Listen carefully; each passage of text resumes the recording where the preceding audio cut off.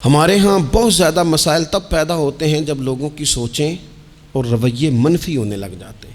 میرے ایک عزیز ہیں، اس دوست کے ساتھ میرا تعلق کچھ زیادہ ہی گہرا ہے۔ میں نے یہ کہا ان کے والد صاحب سے کہ ہم اس کا رشتہ، اللہ تعالیٰ نے اسے گنجائش دی ہے، وسعت دی ہے، تو کسی غریب گھر میں کریں گے۔ ایک غریب گھر میں اس کا رشتہ دیکھ لیا گیا، اور جہاں وہاں بات ہم مکمل کرنے لگے تو اب ظاہر ہے خاندان میں بھی بہت ساری بیٹیاں تھیں۔ جب بات تکمیل پہ ہونے لگی تو وہ غریب باپ ہے، خواہش یہ تھی کہ غریب کسی کو سہارا مل جائے، تو اس کے والد نے، بیٹی کے والد نے یہ سوال اٹھایا کہ اتنے سارے رشتے گھر میں موجود ہیں اور بچہ بھی بڑا آپ کے بقول کہ بڑا نیک ہے اور بڑا مالدار ہے، تو پھر کیا وجہ ہے ہمارے گھر رشتہ کیوں کر رہے ہیں؟ آپ کا اتنا خیر کا جذبہ، اتنا خیر کا، لیکن سامنے والا کہتا ہے یار اس پھل کا تو موسم ہی نہیں، تو کیوں بیچ رہا ہے اسے؟ یہ تو نے اتنی خیر کی بات، رویے مثبت نہیں، لہجوں میں مثبت پن نہیں۔ ایک صاحب نے مجھے پرانی بات ایک دفعہ ٹیلی فون کیا، بڑی دور انہوں نے کسی پروگرام کی دعوت دی، تو میں نے کہا ٹھیک ہے میرے پاس وقت میں گنجائش ہے، میں آ جاؤں گا۔ کہنے لگے پیسے کتنے لیں گے؟ میں نے کہا نہیں کوئی پیسہ نہیں، میں انشاءاللہ آ جاؤں گا۔ کہنے لگے چلیں ٹھیک ہے، مروت کافی ہو گئی، اب بتا دیں کیا لیں گے۔ میں نے انہیں کہا یار آپ شرمندہ کرنے لگ گئے ہیں، میں وعدہ کر لیا انشاءاللہ آ جاؤں گا۔ کہنے لگے اگر آپ پیسے بھی نہیں لیتے اور اتنا لمبا سفر بھی آپ نے کرنا ہے، پھر آپ کے مقاصد کیا ہیں؟ یعنی بغیر موسم کا پھل لوگ کہتے ہیں یہ کیا بات ہو گئی جی؟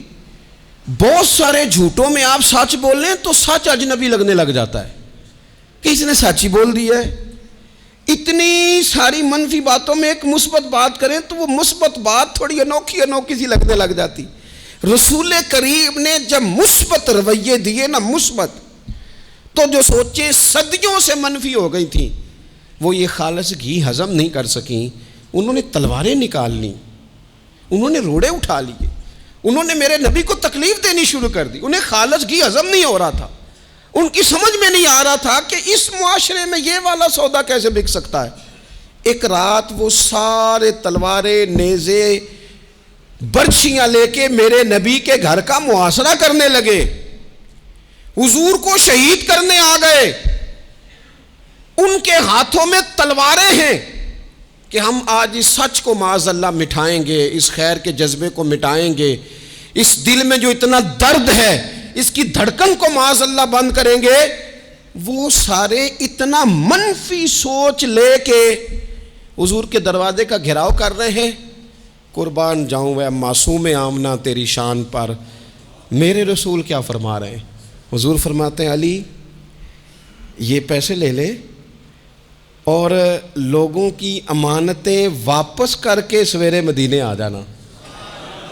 اور یہ لوگ جو دروازے پہ کھڑے ہیں نا، ان کی بھی امانتیں حضور کے گھر پڑی ہیں۔ ان کی سوچیں کتنی منفی ہو گئیں کہ وہ شہید کرنے آ رہے ہیں، اور کریم کی سوچ کا یہ حال ہے کہ حضور ابھی بھی ان کا بھلا ہی سوچ رہے ہیں۔ وہ روڑے مار کے گھر جا کے سو جاتے تھے، کانٹے بچھا کے رستے میں گھر جا کے سو جاتے تھے۔ وہ نبی کریم علیہ الصلوۃ والسلام کو معاذ اللہ تکلیف دے کے اپنے گھروں میں سو جاتے تھے۔ اور یہاں حالت یہ تھی کہ وہ جو پتھر مار کے سوئے ہیں نا، کانٹے بچھا کے سوئے ہیں، یہ نور سے بھرا ہوا وجود رات کو اٹھتا تھا اور ان پتھر مارنے والوں کی ہدایت کی دعا مانگنی شروع کر دیتا تھا۔